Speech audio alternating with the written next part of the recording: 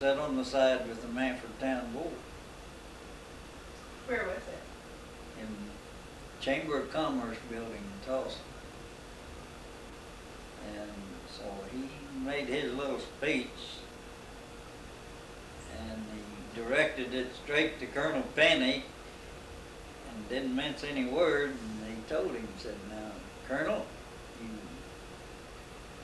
I want to see you bending over backwards to help these people move this town. And whatever they need to move it, let's get on the ball and get things to moving and see that they get it."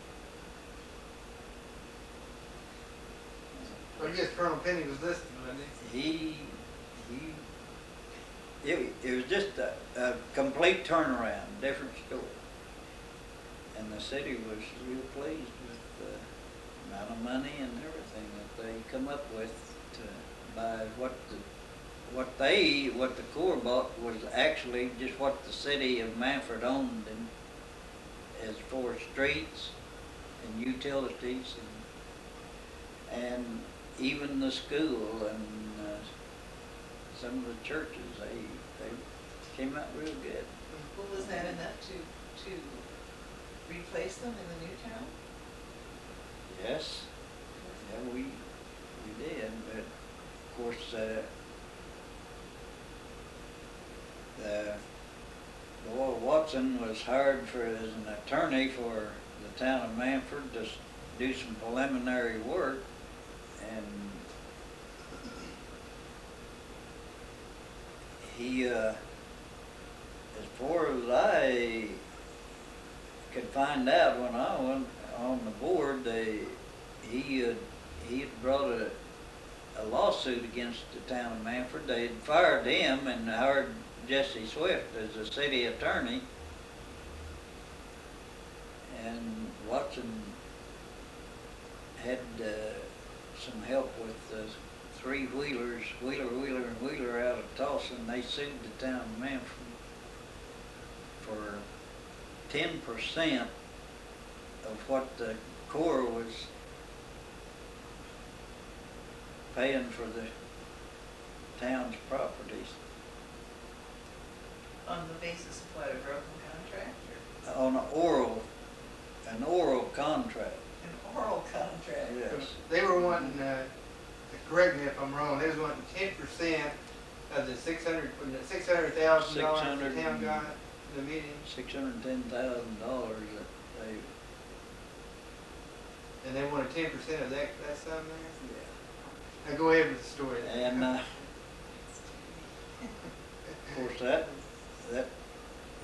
the trial for that lawsuit started almost immediately after I went on the town board, of course.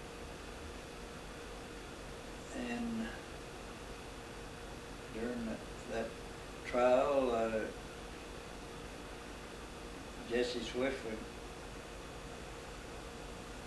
call on me to maybe answer a question or so. No, Judge Carell, he'd say, "Well," said, "Reed wasn't on the town board when this lawsuit was made. He knows nothing about it." And so they wouldn't let me have any much to say about it. But anyhow, I was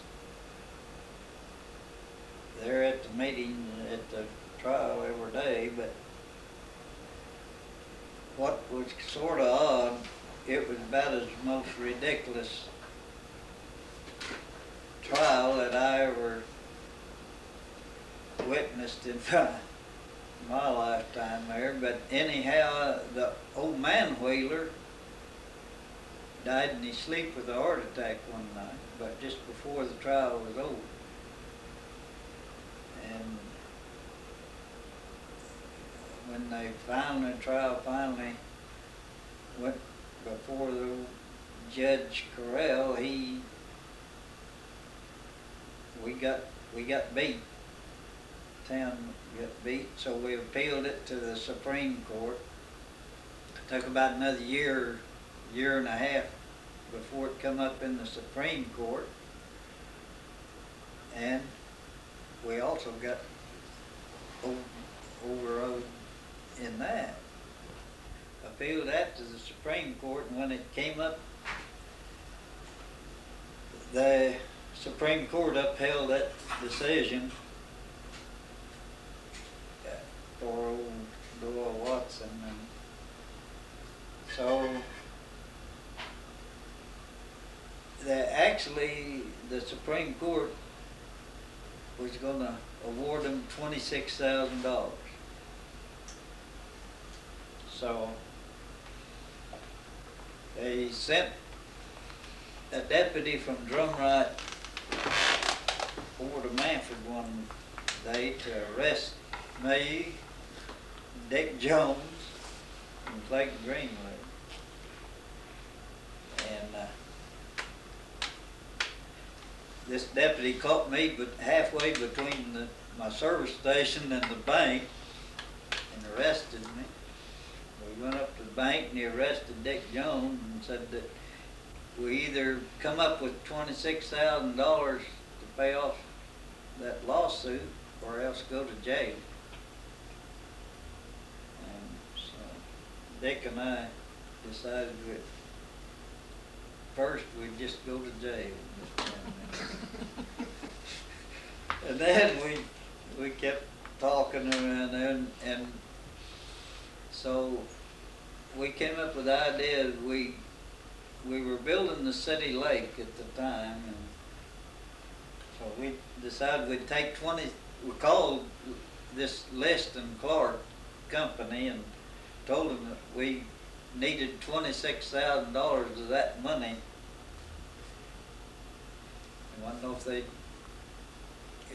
they would hold off for a while, and we could use that to keep from going to jail. And we told them, why? Oh yeah, they said just take it. So we went ahead and took the $26,000 of money we was going to put in on the city lake and paid off that lawsuit. The next day, after we paid off that lawsuit, the other two Wheeler brothers were going out in Arizona for some meeting of some kind, and they was flying their own plane. They hit them out and killed them both. So they didn't get any good out of it. I mean, Doyle Watson's the only one that ever got any. I bet you didn't cry at all about it either, did you? No, I didn't cry. And so that was quite an experience. And of course, we had quite a time catching up with the utilities and streets and trying to get another subdivision built. And they did get the school completed, and I think we have about as nice a school and as good a school here as in any town our size in the whole state. It's really a good school. We're blessed with churches. Got new churches all over. And we after, like I agreed to do when we got all the Mannford people moved, I put in my resignation for the town board, and I guess I never will forget that last meeting that where I was gonna spend my last night meeting there in City Hall, and they did declare what they called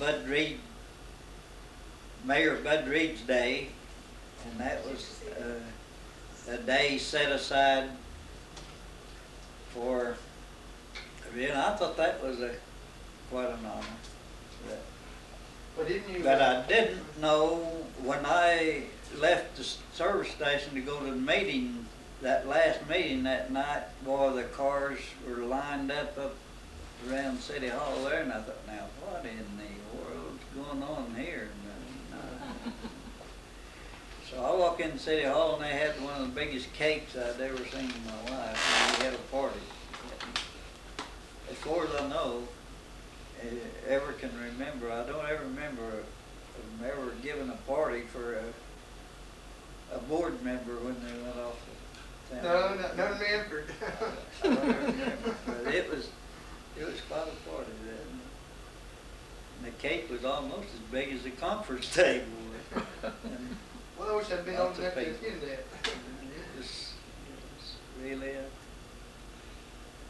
big night. Tell them about the willingness to work clause when you raised such a fuss about that. Well, yeah, that was back the first meeting that I sat in when I went on the town board. They had an engineer hired, and of course, me being new, I was reading everything that was on all these bills and stuff that the city we were going to pay for, and I run across this engineer and sent his bill in, and I was looking at that thing, and it had a item on there that said willingness to work, $3,000.